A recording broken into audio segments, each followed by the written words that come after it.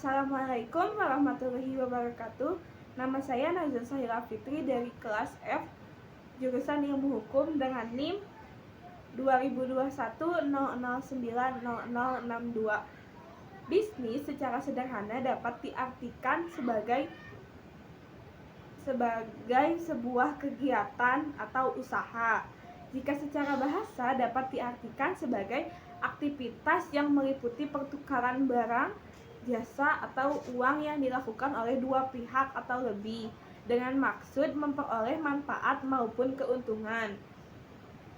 Orientasi bisnis berdasarkan kegiatan utamanya. Yang pertama ada organisasi bisnis memiliki orientasi dan tujuan utamanya adalah mendapatkan laba atau keuntungan, peningkatan kekayaan investor sebagai hasil penanaman modal setelah dikurangi biaya-biaya yang berhubungan dengan penanaman modal tersebut. Dan yang kedua adalah organisasi nirlaba atau non-profit, lebih berorientasi pada tujuan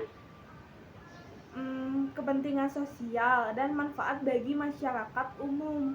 Contohnya yayasan pendidikan, sosial lembaga, bantuan hukum, dan lembaga swadaya masyarakat. Maksud dan tujuan bisnis: yang satu, sebagai pemenuhan kebutuhan dan keinginan konsumen. Yang kedua adalah terkait keuntungan usaha. Yang ketiga, pertumbuhan dan perkembangan yang berkelanjutan. Yang keempat adalah mengatasi berbagai risiko. Yang kelima, tanggung jawab sosial. Lingkungan bisnis terdiri dari lingkungan internal dan eksternal.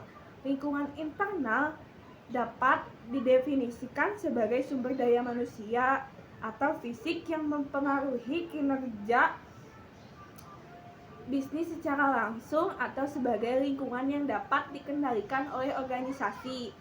Contohnya karyawan, manajemen, atau keahlian pengelola, pemegang saham modal. Dan peralatan fisik yang kedua ada lingkungan eksternal, dapat diartikan sebagai lingkungan yang tidak dapat dikendalikan oleh organisasi. Lingkungan eksternal terbagi menjadi dua bagian.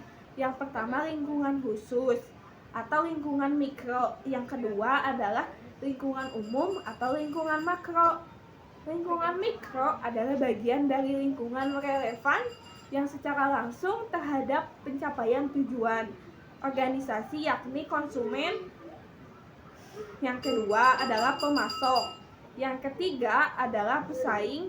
Yang keempat adalah kreditor atau yang memberikan pinjaman atau kredit. Lingkungan makro yaitu lingkungan yang tidak terkait secara langsung terhadap kegiatan operasional organisasi, meliputi ekonomi. Yang kedua ada politik dan hukum. Yang ketiga adalah sosial budaya. Yang keempat adalah demografi. Yang kelima adalah teknologi. Yang keenam, kondisi global.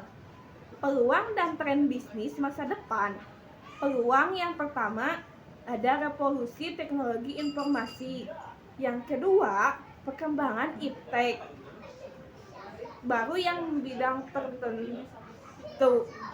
Ketiga, globalisasi tren bisnis. Yang pertama adalah pertumbuhan ekonomi yang kuat, dan kedua, berkurangnya tingkat inflasi dan defisit anggaran yang besar, pasar besar, dan sistem keuangan terbuka.